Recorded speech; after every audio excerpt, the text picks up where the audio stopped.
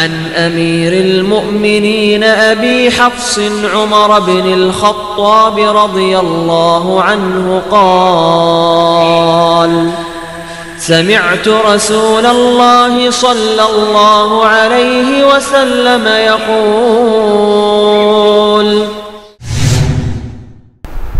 नहमदुहु व नस्तईनुहु व नस्तगफिरुहु व नुमिनु बिही व नतवक्कलु अलैहि व नऊज़ु बिल्लाहि मिन शुरूरि अनफुसिना व मिन सय्यिआति अमालिना मन यहदिहिल्लाहु फला मुज़िल्ल लहु व मन युज़लिलहु फला हादिय लहु अम्मा बाद फ़अऊज़ु बिल्लाहि मिनश शैतानिर रजीम बिस्मिल्लाहिर रहमानिर रहीम वलतकुम मिनकुम उम्मतुन यदऊना इलल खैर यामुरूना बिल मारूफ व यनहौना अनिल मुनकर व उलाइका हुमुल मुफ़्लिहून क़ाल नबी सल्लल्लाहु अलैहि वसल्लम मर रआ मिनकुम मुनकरन फलयुग़य्यिरहु बियदिही फ़इल्लम यस्तति फ़बिलिसानिही फ़इल्लम यस्तति फ़बिक़ल्बिही व ज़ालिका अज़अफ़ुल ईमान सदक़ल्लाहुल अज़ीम व सदक़ रसूलुल्लाह सल्लल्लाहु अलैहि वसल्लम।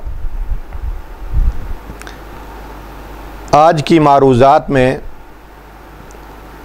हमने अमर बिल मारूफ़ और नही अनिल मुनकर से मुताल्लिक़ कुछ गोश गुज़ार करना है, क्योंकि ये अहम तरीन फ़रीज़ा है।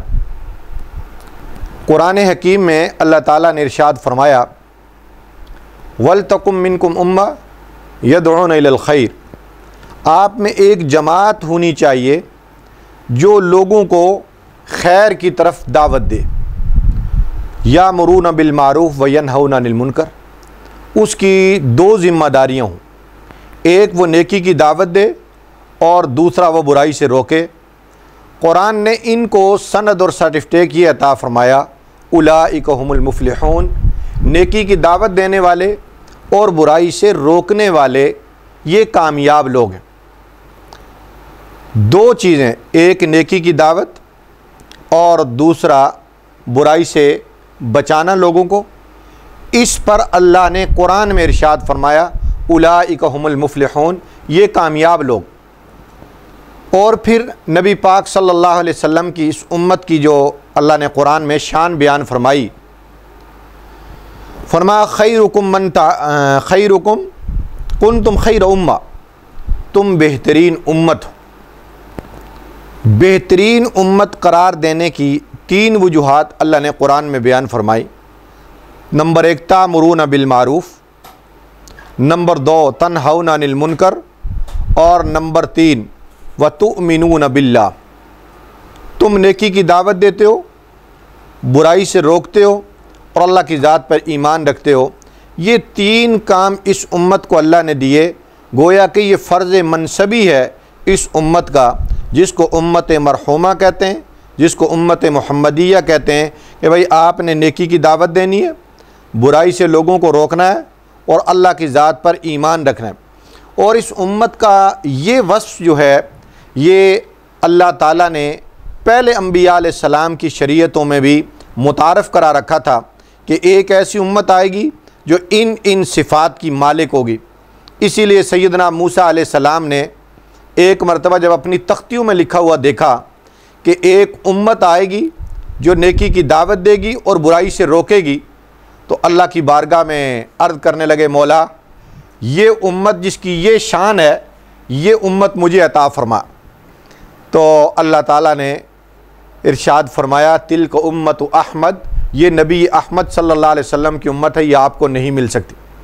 तो गोया कि ये जो सिफ़त है, ये शान जो है उम्मत मुहम्मदिया की, ये इसी का वस्फ़ ख़ास है, ये इसी की खुसूसियत है, किसी और की नहीं।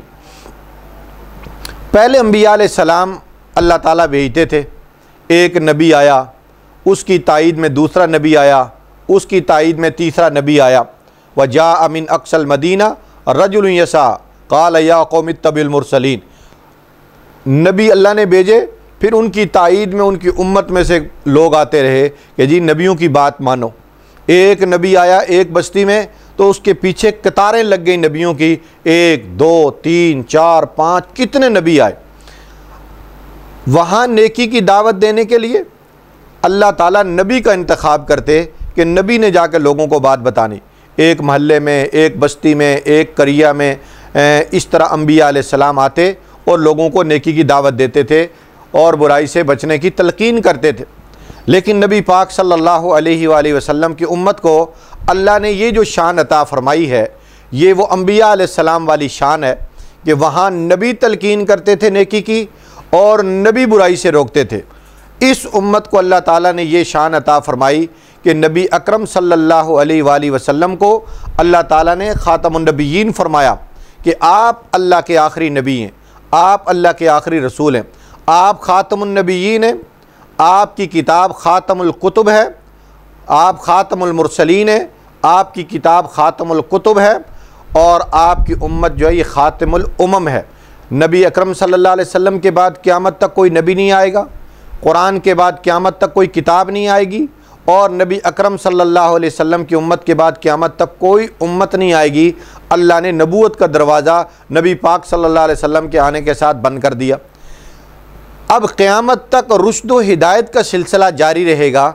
इस रुश्द व हिदायत के सिलसिले को जारी रखने के लिए अल्लाह ने इस कुरान को क़यामत की सुबह तक महफूज बना दिया और इस कुरान के हामिलीन जिनके सीने के सफ़ीने में ये किताब मौजूद है, अल्लाह ताला ने क़यामत तक ऐसे लोगों को पैदा करने का इंतज़ाम कर दिया।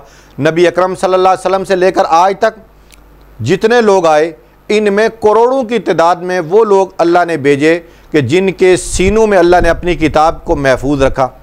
आज भी जब इस्लाम दुश्मन, कुरान दुश्मन, मज़हब दुश्मन, इंसानियत दुश्मन कुरान के ख़िलाफ़ साजिश करते हैं, शरारत करते हैं, तो अल्लाह के ये फ़कीर और दुर्वेश और खुदा मस्त मखलूक जिनके सीनों में कुरान है, पूरी दुनिया के इस्लाम और कुरान दुश्मनों को ये धड़ल्ले से कहते हैं कि कुरान को तुम जलाने से ख़त्म नहीं कर सकते, कुरान को नज़र आतश करने से तुम ख़त्म नहीं कर सकते, इसलिए कि इन्ना नहनु नज़्ज़लना ज़िक्रा व इन्ना लहू लहाफ़िज़ून। अल्लाह ने कुरान की हिफाजत का ज़िम्मा लिया कि मैं इसका मुहाफ़िज़ हूँ। रसूलुल्लाह सल्लल्लाहु अलैहि वसल्लम के सीने में अल्लाह का कुरान महफूज, अबू बकर, उमर, उस्मान, अली के सीने में महफूज, हज़रत हसनैन करीमैन के सीने में महफूज, सैयदना अमीर माविया के सीने में महफूज और रसूलुल्लाह के ज़माने में 40 वो लोग जो कुरान पाक लिखने पर मामूर थे, उनमें अबू बकर, उमर, उस्मान, अली, हज़रत अमीर माविया समेत 40 से ज़्यादा लोग थे जो कुरान पाक की किताबत करते थे। जो वही आती थी हुज़ूर पाक सल्लल्लाहु अलैहि वसल्लम उसको जल्दी जल्दी याद करने की कोशिश करते, तो अल्लाह ने फरमाया मेरे महबूब ला तुहर्रिक बिही लिसानका लिताजल बी, आप इतनी जल्दी ना करें, ज़ुबान को जल्दी हरकत ना दें ताकि जल्दी जल्दी याद करें। इन्ना अलैना जमअहु व कुरआना, मेरे महबूब कुरान उतारना हमारा काम है, इस कुरान की हिफाजत भी हमारे ज़िम्मे है। तो क़यामत की सुबह तक ये हिफाजत का निज़ाम इस तरह चलेगा। तो अल्लाह ने रुश्द व हिदायत को महफूज तरीके से क़यामत तक रखना है। इसके लिए अल्लाह ने इसी उम्मत में से रिजाल कार का इंतखाब करना है जिन्होंने नेकी की दावत देनी है और बुराई से रोकना है। मसाजिद के मिंबर हों, मसाजिद के मुसल्ले हों और दरसगाहों की मसनदें हों, इनसे अल्लाह ताला इस दीन की हिफाजत करेगा, नेकी की आवाज़ लगवाएगा, बुराई से रोकने की तरतीब बनाएगा। इसलिए अल्लाह ताला ने इस उम्मत का एक ख़ास वस्फ़ जो बयान किया वो नेकी की दावत देना और बुराई से बचाना। और कुरान में यामुरून बिल मारूफ़, अमर बिल मारूफ़ और नही अनिल मुनकर का अल्लाह ताला ने बार बार ज़िक्र फरमाया। ये आयत जो भी आपके सामने तिलावत की है, ये सूरत आले इमरान की आयत नंबर 104 है, जिसमें अल्लाह ने फरमाया एक उम्मत ऐसी होनी चाहिए जिसमें जो नेकी की दावत दे और बुराई से रोके। और फिर अल्लाह ने बशारत ये दी कि ये कामयाब लोग हैं। और दूसरी आयत मुबारका जो यहाँ ज़िक्र हुई है सूरत आले इमरान की आयत नंबर 110, इसमें फरमाया कि एक उम्मत होनी चाहिए, बेहतरीन उम्मत के जो वस्फ़ अल्लाह ने इस आयत में बयान फरमाए वो 3, एक नेकी की दावत, बुराई से रोकना और तीसरा अल्लाह पर ईमान। गोया कि ये नबी पाक सल्लल्लाहु अलैहि वसल्लम की उम्मत की अल्लाह ने शान बयान की कि इनकी ड्यूटी ये है, इनका फ़र्ज़ ये है, इनका फ़रीज़ा मनसबिया ये है कि ये नेकी की दावत भी देते हैं, बुराई से रोकते हैं और ईमान बिल्लाह इनका वस्फ़ है। अब इसमें कोई इम्तियाज़ नहीं, पूरी दुनिया में मशरक़ से लेकर मगरब तक शमाल से लेकर जुनूब तक पूरी दुनिया में जो मुसलमान रहता है ये और नबी अकरम सल्लल्लाहु अलैहि वसल्लम का उम्मती है। अब उम्मती दो किस्म पर है, एक उम्मत दावत है और एक उम्मत इजाबत है। उम्मत दावत जो है उसमें मुसलमान भी आते हैं, उसमें यहूदी भी आते हैं, उसमें ईसाई भी आते हैं, उसमें सिख भी आते हैं, हिंदू भी आते हैं, आर्य समाज भी आते हैं, बुद्ध मज़हब वाले भी आते हैं और दुनिया के जितने मज़ाहिब के लोग हैं सारे हुजूर की उम्मत दावत के मुखातिब हैं। हुजूर पाक सल्लल्लाहु अलैहि वसल्लम का पैगाम सब के लिए है कि आप इस उम्मत का हिस्सा हैं। अब उम्मत दावत को ये पैगाम है कि वो ला इलाहा इल्लल्लाह मुहम्मदुर रसूलुल्लाह इसका इकरार करें। अब जब इसका इकरार करेंगे तो इसके लिए फरमाया कि 100 साल का काफिर भी अगर ये कलमा पढ़ लेता है सच्चे दिल के साथ, दायरा इस्लाम में आ जाता है, तो पिछला जो कुछ उसने किया उस सब को अल्लाह रब्बुल आलमीन धो डालेंगे। अल इस्लाम यहदिमु मा कान क़ब्लहु, फरमाया इस्लाम पहले की जितनी ख़ताएँ हैं, जितनी सरकशियाँ हैं, नाफरमानियाँ हैं, ये सारी की सारी अल्लाह रब्बुल आलमीन धो डालते हैं, ख़त्ते तनसीख फेर देते हैं कि बंदे तू आ गया इस दायरे में, लिहाजा इस दायरे में आने के बाद महरूमियाँ भी ख़त्म और इस दायरे में आने के बाद पिछली कोताहियाँ भी ख़त्म। जब आ जाता है तो फिर उसको उम्मत दावत से अगला जो लक़ब मिला उसको उम्मत इजाबत कहते हैं कि ये नबी अकरम सल्लल्लाहु अलैहि वसल्लम की दावत पर लब्बैक करके आ गया। तो जब आया तो अल्लाह ने इसको फरमाया कि खुज़िल अफ़वा, तुझे कुछ आजमाइश आए, तकलीफ़ आए, दुख आए तो माफ़ी और दरगुज़र का मामला जो है ये किया करो, अफ़्व दरगुज़र से काम लो। एक फरमाया वामुर बिल उर्फ़, दूसरा काम ये करना कि नेकी और बेलाई का काम करते रहना, क्योंकि बेहतरीन सदका जारिया है नेकी की दावत। और कुरान में यहाँ तक फरमाया कि फ़ज़क्किर इन नफ़ात ज़िक्रा, क्योंकि देखें तबलीग काफरों के लिए और मुसलमान के लिए ये तज़कीर है। मेरे उस्ताद हज़रत मौलाना अब्दुर्रहमान अशरफ़ी रहमतुल्लाह अलैह ने एक बार ये तोजी बयान फरमाई कि दावत व तबलीग जो है ये काफरों के लिए, काफर को दावत देना कि आजा इस्लाम में। तबलीग का माना अल्लाह का पैगाम काफर तक पहुँचाना कि हम ये पैगाम तुम तक लेके आए हैं कि अल्लाह की मानो और हमारी तरफ आ जाओ। मुसलमान जो है चूँकि अल्लाह का पैगाम इस तक पहले ही पहुँच चुका है, दावत इसको पहले ही पहुँच चुकी है। अब मुसलमान के लिए फरमाया फ़ज़क्किर इन नफ़ात ज़िक्रा, आप नसीहत करें, नसीहत फ़ायदा दे। मुनकरन फल युग़य्यिरु बियदिही, कि आप में कोई आदमी अगर बुराई को देखे तो उसको हाथ के साथ मिटा दे। तग़यीर, गय्यरा युग़य्यिरु, तग़यीर का माना होता है तब्दील कर देना।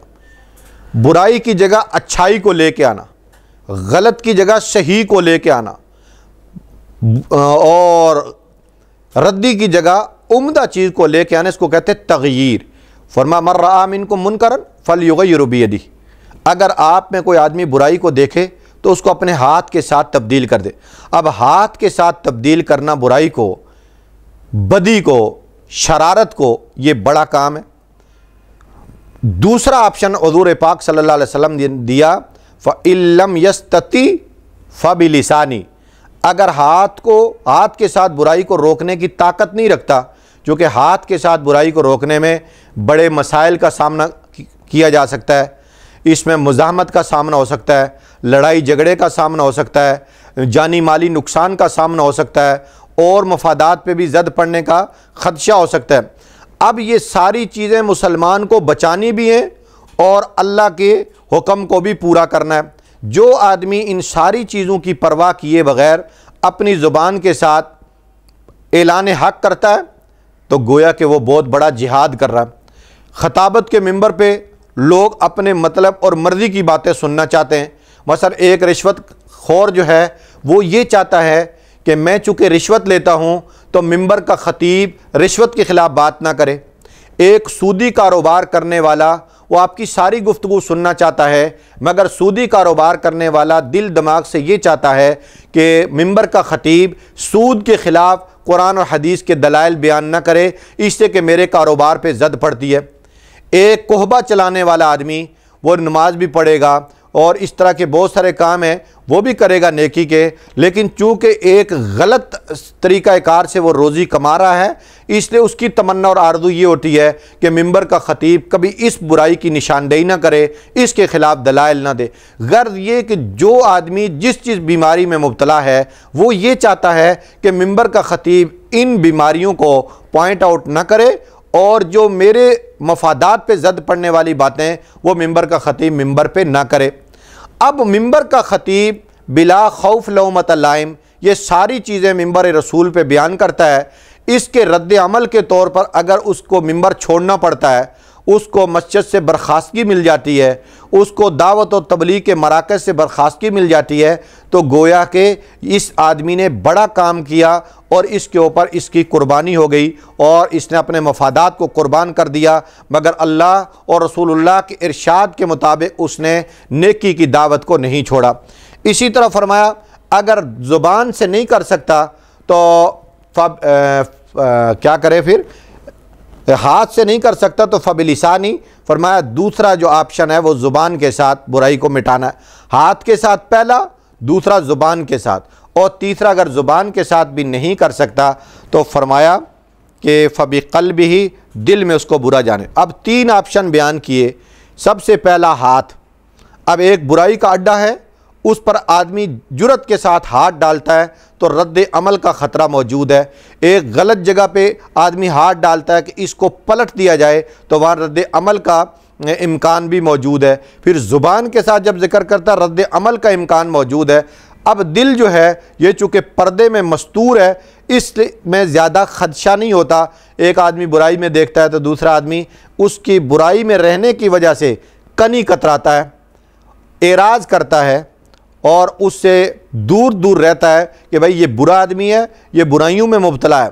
तो ये दिल में बुरा जानना, इसको भी तीसरे दर्जे में कबूल कर लिया गया। लेकिन पैगम्बर पाक सल्लल्लाहु अलैहि वसल्लम ने फरमाया वज़ालिका अज़अफ़ुल ईमान, ये ईमान का बहुत कमज़ोर तरीन दर्जा है। और नबी अकरम सल्लल्लाहु अलैहि वसल्लम ने एक बात ये इरशाद फरमाई कि भाई नेकी की दावत देने वाले और बुराई से रोकने वालों की बड़ी अजीब मिसाल। फरमाया देखो कि समंदरी जहाज़ है, समंदरी जहाज़ में 3 मंजिलें, ऊपर नीचे फिर ये पानी के साथ मिली हुई सतह। अब ये एक मंजिल है, दूसरी मंजिल, तीसरी मंजिल, 4 मंजिला जहाज़ है, मिसाल के तौर पर करता हूँ। अब सारी मंजिलें लोगों के साथ भरी हुई हैं। अब ये ऊपर वाले जो हैं इनको पानी की ज़रूरत पड़ती है। ये तीसरी मंजिल, फिर दूसरी मंजिल, फिर पहली मंजिल पे आके इन पहली मंजिल वालों से पानी लेके जाते हैं और फिर चौथी मंजिल पे पहुंचते हैं। अब थक जाते हैं, कहते हैं जी कि क्या करें, बहुत थकावट है, बड़ी परेशानी है। अब वो आके अपनी तरतीब पर कोई वहाँ सुराख करके पानी हासिल करना चाहें, अब नीचे वाले उनको ना रोकें तो इससे सारा जहाज़ तबाह व बर्बाद हो जाएगा। ऊपर वाले क्या, सारे ही लोग डूब जाएंगे, तबाह हो जाएंगे। अगर उनको रोक दिया जाए कि भाई ये काम ना करो, सब हम हलाक हो जाएंगे, रोकने वाले रोक दें और जो ये काम करने वाले हैं वो रुक जाएं, तो फिर तो सारे महफूज रह जाएंगे। इसी तरह फरमाया कि बुराइयां जब फैलती हैं तो बुराइयों में मुब्तला होने वाले लोगों को रोक दिया जाए तो वो बुराई में फंसने से बच जाएंगे और ये बुराई से रोकने वाले ये अपना ये अजर ले जाएंगे, अल्लाह की गिरफ्त से बच जाएंगे। लेकिन अगर ये बुराई में जाने वालों को रोकते नहीं तो अब वो उस तरह हलाक होंगे और ये न रोकने की वजह से हलाक होंगे। जिस तरह से सैयदना मूसा अलैहिस्सलाम के ज़माने में लोगों ने बछड़े की इबादत शुरू कर दी, तो अब कुछ लोग ऐसे थे जिन्होंने मना किया कि ये काम ना करो, कुछ ऐसे थे जिन्होंने दिल में बुरा जाना, कुछ ऐसे थे कि जो खामोश रहे। तो अल्लाह ताला ने खामोश रहने वालों को, बुराई से ना रोकने वालों को सज़ा दी और बड़ी सख्त सज़ा मिली कि अपने हाथों से एक दूसरे को काटो और ज़िबा करो, ये तुम्हारी तौबा की तरतीब है। और फिर कूनू क़िरदतन ख़ासिईन, अल्लाह ताला ने उनको जलील बंदर बना दिया जो अल्लाह की नाफरमानी के ऊपर चल रहे थे। तो जो बुराई की तरफ जा रहा है उसको रोका ना जाए वो इस वादी में जाकर बर्बाद हो जाएगा, और न रोकने की वजह से ये लोग जो खामोशी इख्तियार किए थे ये बर्बाद हो जाएंगे। तो हुजूर ने ये मिसाल दी कि भाई अगर ऊपर वालों को सुराख करने से रोक दिया जाए तो सारी किश्ती महफूज रह जाएगी, सारा जहाज़ महफूज रह जाएगा, और अगर ना रोका जाए फरमाया नीचे वाले, ऊपर वाले, दरमियान वाले सब तबाह बर्बाद हो जाएंगे। इसी तरह नबी अकरम सल्लल्लाहु अलैहि वसल्लम का एक इरशाद पाक है, फरमाया कि अगर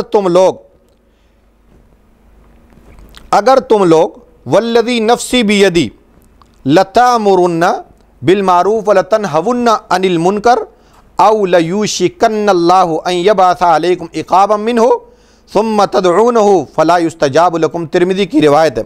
फरमाया उस ज़ात की कसम जिसके कब्ज़े में मेरी जान है, तुम नेकी का हुक्म करो, बुराई से रोको। अगर तुम नेकी का हुक्म नहीं करते, बुराई से नहीं रोकते, तो फिर याद रखो कि अल्लाह ताला तुम पर एक सज़ा जो है वो मुसल्लत करेगा, अज़ाब अल्लाह ताला भेजेगा। और फिर होगा क्या, सुम्मा तदऊनहु, फिर तुम रातों को उठ के अल्लाह से जारियाँ करोगे, दिन को दुआएं मांगोगे। फरमाया कोई चीज़ फला युस्तजाब लकुम, तुम्हारी दुआ भी कबूल नहीं की जाएगी। तो मालूम ये हुआ कि ये नेकी की दावत देना और बुराई से रोकना ये उम्मत मुस्लिमा का अहम तरीन फ़रीज़ा है। अगर वो इस फरीज़े के ऊपर कमा हक़ को काम नहीं करती तो जितना अल्लाह ताला ने उसको तौफ़ीक दी है वो हिम्मत और अपनी तौफ़ीक के मुताबिक हिस्सा बक़द्र जुस्सा नेकी की दावत दें और बुराई से रोकें, तो रब्बुल आलमीन उनकी इन अदाओं को अपनी बारगाह में कबूल फरमाएंगे। रहमतुल लिल आलमीन सल्लल्लाहु अलैहि वसल्लम राज़ी होंगे और क़यामत के दिन ये लोग अल्लाह ताला की मग़फ़रत के और रसूल अकरम सल्लल्लाहु अलैहि वसल्लम की सिफारिश के मुस्तहिक़ बन जाएंगे। अल्लाह मुझे और आपको अमल की, समझ की तौफ़ीक़ अता फ़रमाए। सुबहानकल्लाहुम्मा व बिहम्दिही सुबहानल्लाहिल अज़ीम। अन अमीरिल मुअमिनीन अबी हफ्स उमर बिनिल ख़त्ताब रज़ियल्लाहु अन्हु क़ाल समिअतु रसूलल्लाहि सल्लल्लाहु अलैहि वसल्लम यक़ूल